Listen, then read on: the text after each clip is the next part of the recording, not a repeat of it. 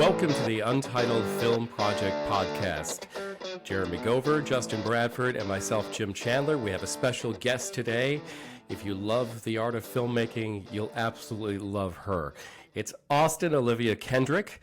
She is an ADR dialogue engineer in movies and animation, and she is an absolute delight to follow. Austin, thank you so much for being with us. And for those who don't know about what you do, if you could explain a little bit about what your job is and what a typical day might be like for you. Absolutely. So I am a post-production sound editor for film and TV. Specifically, I work in the area of cutting dialogue and ADR, which basically has to do with, everyone's, the actors' performances. It's my job to take all of the recorded sound from set, all of the actors' lines, and that are all pasted together from these disparate takes and, different setups, and stitch them together and clean them up to make it all sound very smooth and seamless, which is a very tedious job. It is a somewhat thankless job, but I love it. I'm such a perfectionist, and I love getting to zoom in on all those little details. And there's something so satisfying about listening through a scene for the first time, with absolutely having not touched it, and hearing all those little things that I need to fix. And then once I've gone in and dug my fingers in and gotten everything smoothed out, going back and listening to it and hearing it all back, all nice and smooth and clean. Oh, it scratches something deep in my brain. It's so satisfying. It is tedious work. I only get through about, I work about 9.5 hour days, not including lunch. And I will get through anywhere from 6 to 10 minutes of footage a day. Wow. That's a long process. Mm-hmm. But absolutely, like Homeland Security, if you've done your job well, nobody notices anything, right? I know. I mentioned that it's a very thankless job, but it kind of has to be, if somebody is saying something about the dialogue, it's usually like, oh, something was off. If they notice, you need to refine some stuff, Right.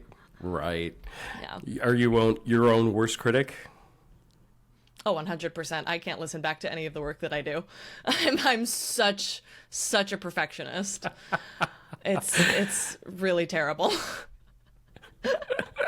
Can you go to the movie and see it in a theater if you've worked on it?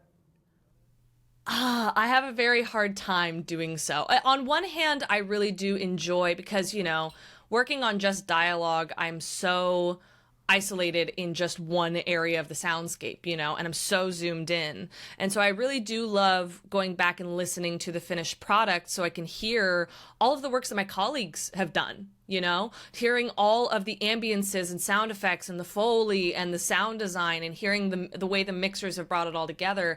I love getting to hear that final product, but there's always a part of my brain that's like, you could have approached that line differently, or like, why'd you go with that mic feed? And it's like, oh my gosh, I'm my own worst enemy. So, what can you do? Is it a situation where you are choosing which take to use, or when you say 10 minutes of dialogue, are you doing like, okay, this actor did 17 takes of this, so I'm going to give them all 17 take, barring any kind of ridiculous like stoppages, of course. But are you giving them full 17 takes and then letting the director choose, or is it like, how does that component work? Well, I suppose it depends, because it differs wildly in terms of, I've worked both in animation for dialogue, and I've worked live action productions. And so dialogue is approached very differently in those two workflows. With animation, dialogue and the actors coming in to record their lines is actually the very first thing that happens in production, because the animators need to be able to animate around the actors' performances. So when we're in that position as a dialogue editor, we basically kind of get all of the takes from the recordings, and usually the showrunner or the vocal director are sitting in on that recording session, and they will circle what takes they want to hear, and we will pull those for them to listen to for approval. But we actually get a little bit more input than we usually would with live action, because sometimes the showrunner might defer to you and be like, what do you think? What take do you think works best? You know? So that's like the one area where we might get a little bit of like, okay, I like this take better than this one. Because in live action, we get really no say over what dialogue we get handed, because we are at the very end. We have to wait until the episode or the movie has been edited together. The picture has to be locked, theoretically. And so at that point, it is whatever the director and editor have chosen. We have to make work. There are a few different methods to making that work. And you just kind of got to roll with the punches as best you can, you know? So it comes to you at the end of the process, as opposed to like, you don't get like raw audio, you get the final cut, so to speak, and then you work on that, is what you're saying. Mm-hmm. Okay, that makes more sense. I got the final cut of picture that has all of the raw audio underneath it, and then it's up to me to sift through that raw audio, figure out what mic feeds to use, both for like what mic feed is good for this line, but also looking across this entire scene, what mic feed is most consistent, because you will be able to hear a change in mic feed, especially if it's like from one shot to the next. If someone is talking, you change mic feeds, you'll be able to hear it. So it's a delicate balance of what's best in this moment, but also what's best for this entire sequence. It's basically like I'm given a giant jigsaw puzzle. I know that there's a way these pieces fit together. I just have to find a way to get them to make the final picture. So when it comes to editing these things, you've worked on different things from animation like Monster High, Rugrats, to live action like Star Trek Discovery, and other projects as well. What are the differences between working in what you do between animated and live action? Because obviously there's so many differences between those types of films. Mm-hmm. Well, like I mentioned in the previous one, the kind of place where dialogue editing comes in is totally flipped from live action to animation. With animation, we're kind of the first thing that happens, and in live action, we come in at the very end. With animation, though, you know, obviously we're there at the beginning with, you know, getting the actors' performances in first, making sure that the showrunners are happy with it, and we kind of stitch together before anything is animated, almost like a radio play of all of the lines that all the takes they have chosen, and that gets sent off to animation, and then we don't see it for like a year, you know. It gets returned to us a year later with the final animation, and then we kind of go through the same process that we would with live action, which is, okay, everything's in place, you know, let's go through, let's clean everything, let's make sure there's no clicks, no pops, no, you know, anything like that. We'll get ADR in where we need to, you know, get it to all fit. I feel like the kind of biggest difference in terms of live action and animation at that back end kind of point where we're kind of cleaning and fitting everything together is with animation, you know, we have kind of ideal recordings like situations. We have actors in controlled vocal booths, you know, so we don't have to worry much about, you know, outside sounds or, you know, cars passing by or, you know, the sound of people's crew members' footsteps, you know, or practical effects, all these things that we really have to in live action work around and work with. With live action, whenever we have all that room tone and all that movement, you know, it's a careful balance of stitching those things together with the lines to make them all sound really smooth and seamless. Where with animation, it's like, I really don't have to worry about stitching much together at all. I just have to make sure it sounds clean, you know? So I'm really grateful that I've had the experience with both, you know, animation and live action. It's kind of stretched me as a dialogue editor and just as a creative in general, you know, and I really earnestly love both. So you've heard so many different voices just in what you've been working on, whether it's voiceover with animation or live action. Are there any actors that stand out to you where you're like, I just really enjoy hearing this person's voice so much? Oh my goodness. Oh, it's too many to count. Especially having worked, because I spent a year and a half at Nickelodeon Animation, and they have such insane vocal talent that come in for those shows. Like the actors that I, grew up listening to, voicing, so many characters that I loved when I was a kid. One that I will always kind of bow down to is Kath Soucie, who is a voice actor on Rugrats. And she's been on Rugrats since the original run of the show. She voices, and I did not know this until I worked on it, and I'm willing to admit that out loud, as embarrassing as it is. I did not realize she voiced both Phil and Lil until I was working on the show. But her recordings were always astounding because she was able to flip between Phil and Lil in the space of like a single breath. Sometimes to the point where it would be difficult for me to find spots to cut in between the lines. I'm like... It was just astounding. Absolutely. Her performance for both of them and the speed at which she was able to switch between the performances just blew my mind constantly. It's been incredible to see, especially with TikTok, to see all these voiceover actors and all the different voices that they do and how talented and supremely talented they are in creating their own characters with one person. So it's incredible, and I'm sure you just get to hear so much of that, which is great. Yeah, well, I especially get to hear a lot of it because my fiance is a voice actor. Oh. Which I've heard him. is He's funny. got a great voice. He does. He really, really does. But, it's really funny because, even outside of work, I'm so, surrounded. He has so many different, like you were saying, all of these different voices and characters that he can just come up on the fly, and especially having worked so much with so many voice actors, like I appreciate the amount of not only talent, but work that goes towards getting to that level, so, and it's also, he finds it convenient that whenever there's like a really important audition, he's like, can you please just take a look at this and like give it a quick clean real quick? I'm like, yeah. That's a power couple. That is totally power couple right there. Perks. Absolutely. Perks for the win. Well, speaking of voices, just the other night I was watching the movie Living with Bill Nye, not the science guy, the actor, and it was a brilliant movie, and his performance was incredible. But he had this amazing ability to convey so much as an actor, but he had such parameters around him. He's playing a dying man, a very elderly man, and he's playing it in repressed British society. So nobody's speaking loudly. Everything is raspy because his health is failing. And I was able to hear every line of his dialogue perfectly. And I would love to know some of the movies that come to your mind. When you hear them, you go, oh, they did the dialogue so well in this movie. They just makes you smile. I think, oh my gosh. Okay, can I cheat and also throw in a few TV shows? Oh, absolutely. As well? No categories are off limits.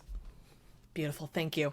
I think the first movie that comes to mind in terms of movies that I've seen recently, and when it comes to, a dialogue edit, the thing that kind of always catches me and makes me really appreciate the quality of it is when when it feels like the dialogue so settles into the space around it. It settles into the ambiences. It doesn't feel like it's fighting with its surroundings, It just lays in so beautifully, and they don't feel like they have to wrestle it into place, And it doesn't feel like it's clashing with the elements around it. And honestly, I think the movie that kind of, in the last, year, that I think struck me the most in terms of that was The Banshees of Inisherin. I thought the edit on that was just phenomenal. And I understand those Irish accents, if your ear is not used to it, can sometimes be very difficult to discern. But, the ADR was absolutely seamless. You can't even tell where it is, right. And there's so many gentle moments where, that's kind of like my view as a dialogue editor is my whole job is to preserve the actors' performances. They put in so much effort and so much artistry into what they do on set in front of the camera. And it is my job to preserve that and deliver it to the audiences in its best form. And they did such a phenomenal job on Yes. Banshees. And with those accents, it's all that much more important. Yeah. And I think in terms of an all-timer, I gotta go with The Wolf of Wall Street, actually. The Wolf of Wall Street has a phenomenal dialogue edit. Everything is so crisp and so clear. And again, just settles in really beautifully to its how many shifting surroundings, with how breakneck of a pace, that film is. The dialogue was just settled in beautifully. Throwing 2 TV shows, just balance it out. First one being Barry on HBO. Oh, yeah. I think that has one of the best sound edits on TV. I'm a little biased. I got to work on a single episode, which was like a career highlight, especially because it's like my mom's favorite show. And that was like emotional to be like, you get to see your kid's name in the credits.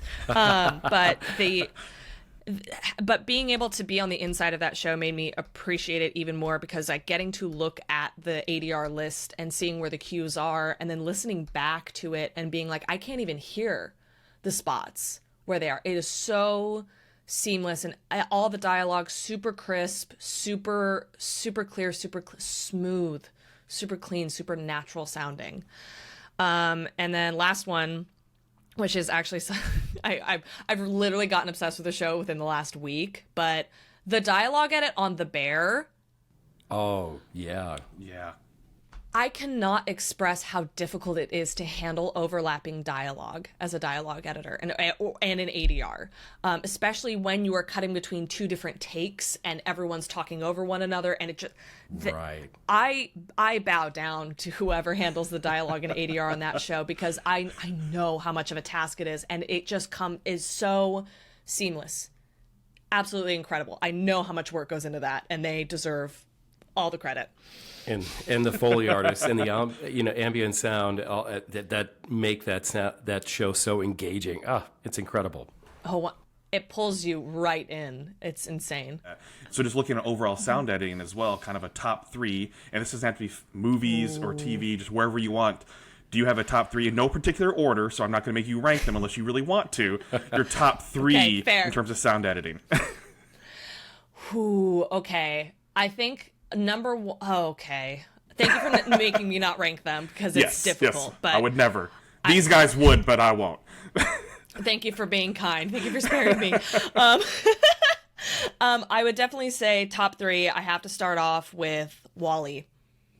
WALL-E is an absolute feat of sound design, because when you think about it, the first 45 minutes of that film don't really have any dialogue to it, yet you have to establish this entire world, these characters of WALL-E and Eve that are so disparate and so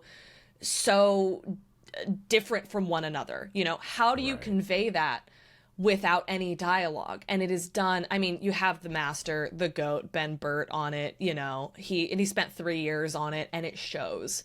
And I know a lot of people get very mad about like certain Oscar wins, especially when it comes to like acting categories or best picture categories being the biggest robbery, in my opinion, was the fact that WALL-E did not win for best sound editing. And I stand by that.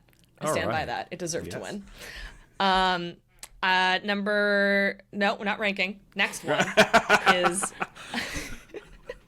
it has to be, I couldn't even call myself really a sound person if I didn't list Star Wars in here.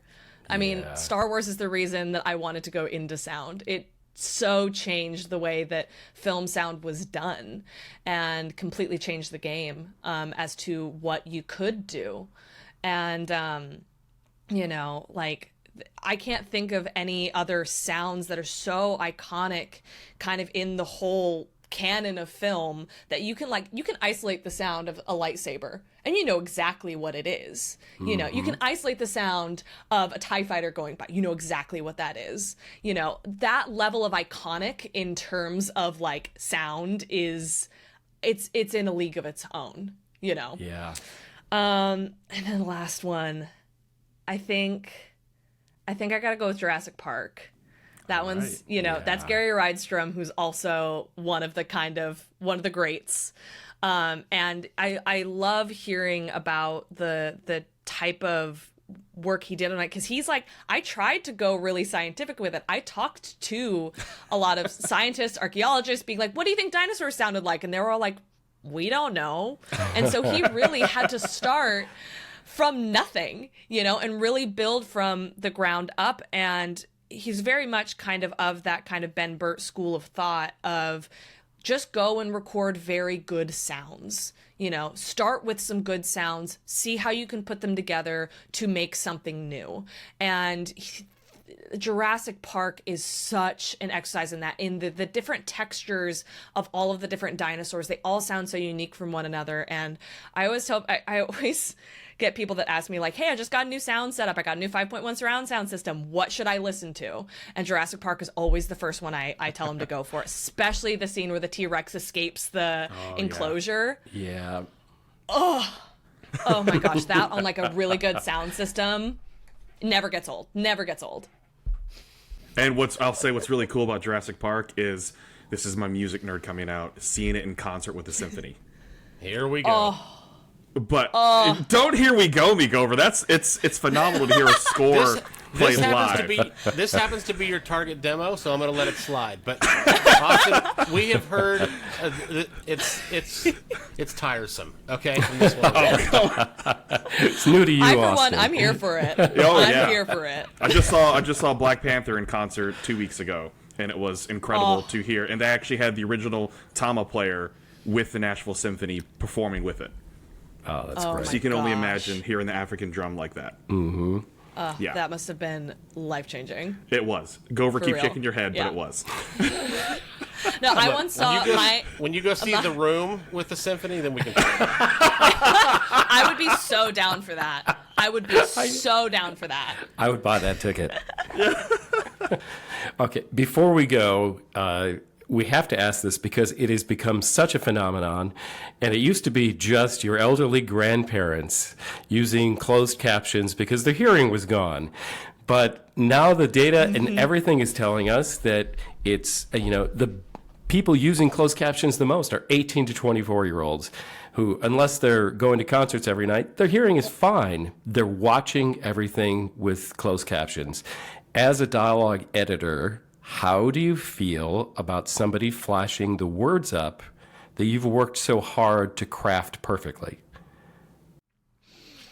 I actually have really no problem with people using subtitles. I use subtitles in my off time whenever because it helps me disengage that part of my brain where that's going to pick apart the dialogue, edit. So I can almost more actively like enjoy what I'm listening to instead of kind of engaging with that analytical part of my brain.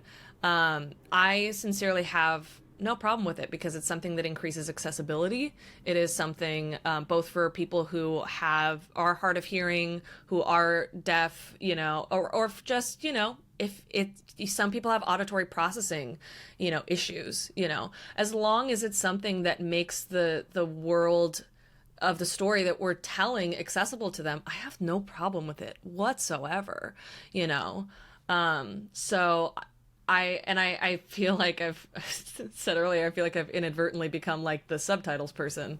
Don't know how that happened, but I've gone over it a few times, and I'm always glad to, in the way of the that kind of phenomenon of like, well, I can't hear anything. The dialogue is so low. Why can't I? Everything else is so loud. Like especially when watching at home. Like what is, and it is such a layered issue. There's no one core problem that it's like, if we just fix this, it would fix the entire phenomenon.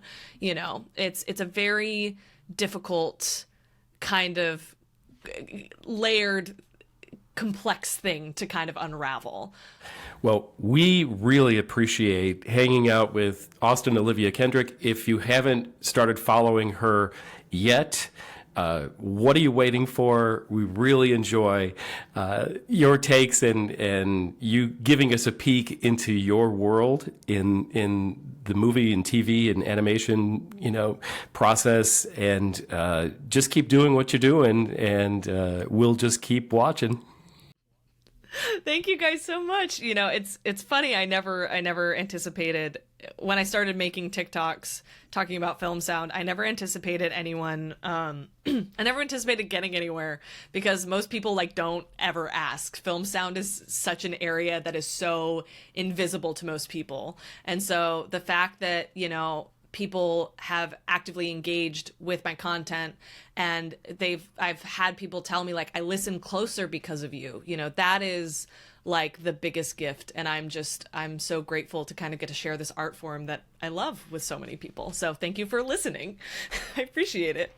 Isn't it amazing how we nerd out in our own little silos, and then when we put it out, we find these other nerds that are out there that are, you know, didn't know they were interested in it, didn't know they were passionate about it, but they somehow were, or they did know, and they finally get a voice. And you have given the world, the movie fan, that gift. And it's just because it's so entertaining. Thank you. The knowledge you share and impart on us is just tremendous. So I can't thank you. I've learned a tremendous amount, and I've watched movies for 40 years. So I'm all on board. Thank you so much. That means the world to me. Thank you. They didn't have dialogue when I started watching movies, so I appreciate you even more. Here we go. So her TikTok, y'all, is aok.wave. So that's how you find her. We can't say follow her and not give her handle. Absolutely.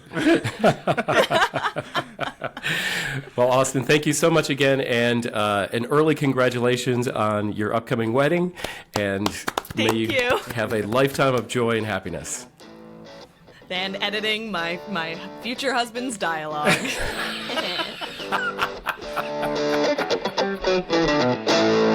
Thank you for listening to the Untitled Film Project Podcast. To support the show, please rate, review, follow, and subscribe. Original music by Jeremy Schwartz. Special thanks to the Music City Film Critics Association. Editing and post-production by Jeremy K. Gover. Voiceover by Chad Bennett.